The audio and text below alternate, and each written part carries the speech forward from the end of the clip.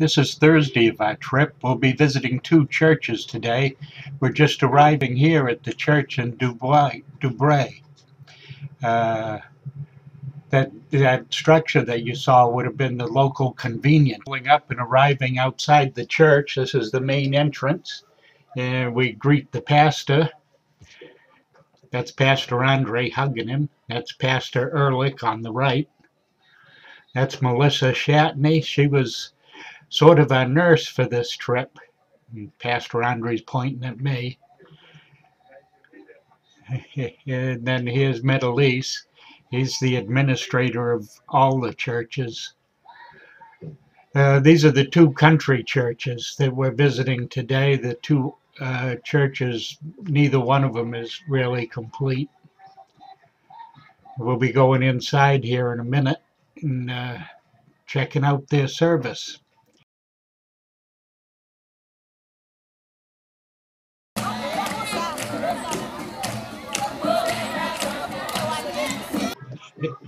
As we go inside here, you can see the church service. Mostly it consists of singing. This is one of the reasons for starting the Institute, to train the pastors so that there could be more preaching and teaching of the Word. You notice the roof isn't finished, and that gutter you see there right in the front, that's where the rest of the wall is supposed to go. They only have 3 walls up. This church also has no well.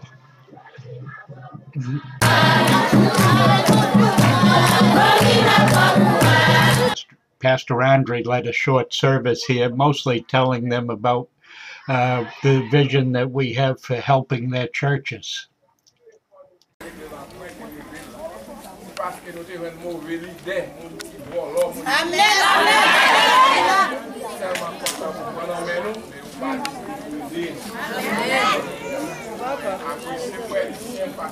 The pulpit and communion table. You see those green and orange baskets. They're covers to keep the flies off the wine and the bread. And here's the pastor's Bible. You can see it's pretty well used.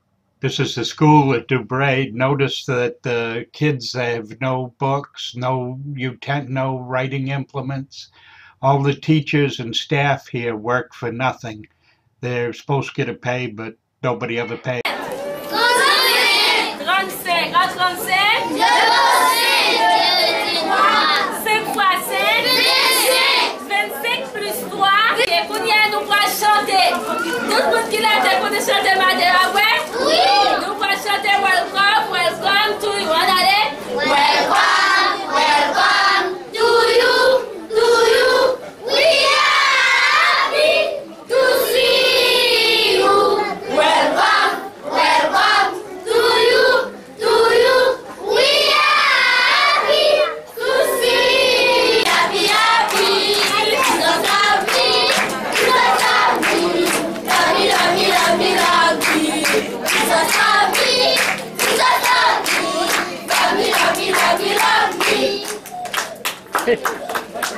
'Merci. Thank you. These are the 2 unfinished storage sheds at Dubre. We have food waiting to be sent. We just have to collect the funds to get it shipped there. We have a 20-foot container we have to move from Chicago to Miami to Haiti. Now we're on the main road to Roubilard. This is your local convenience store. Here's your local lottery store. These are almost everywhere. Coming up here around the corner, we're going to see the condition of the roads. And then in a second here, we're going to pan out and look at the local laundry room. This is how people do their laundry. It's really amazing. That river is not potable. Here we are approaching the church in Roubilard, and you'll notice we have to ford a stream before we get there. That's the church just ahead on our right.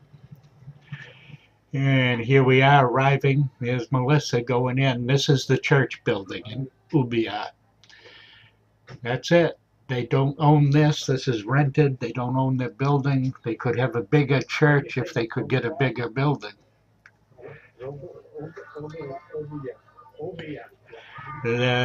They also have no well. Here's some of the kids inside. Before the service, they put on a show for us.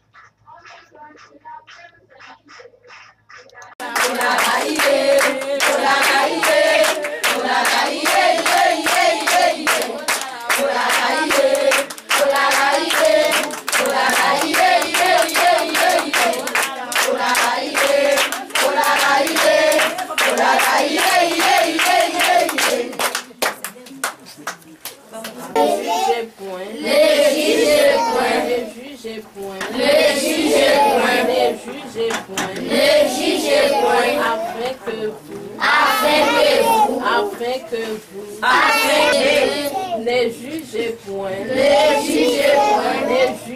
point, afin que vous. Pastor Andre delivered a short service. Basically, he was telling them again of the vision that we have for the 4 churches here and how we hope to help them. Si nou selman aptan, blanc vini la, donc on va bien prier encore, on va bien faire comme quoi de bois, on va chirer ou dévorer, pas dans le cadre. Nous vini là. Pas que son temps nous gagne perdu, nous vini là. Chaque jeudi, nous-mêmes, où est là, nous on dit, ça veut dire que nous sur écran télévision, alors ça, l'internet, n'a prié parce que. This is the outside of the pastor's house right next door to the church. We're going to be taking a tour inside here. This would be the dining room, living room, kind of the all-in-one room. That's the pastor there. Out in the country, there is no electricity, no potable water, no running water, and no sewage. So this is their main room inside. This is pastor and his wife. They have 6 children. This would be the master bedroom. Now remember, there's 6 people that live in this house, plus the mother and father. And that's the ornate ceiling. See some of the holes in the roof? Going to take a, this is the other bedroom. These are the 2 bedrooms for 8 people. Overhead, you can see they have a nicer looking ceiling in that room. Here's the plastic containers to cover the food. That would be the dining room. We go outside and look at the kitchen. That's where they do all their cooking on that charcoal stove there.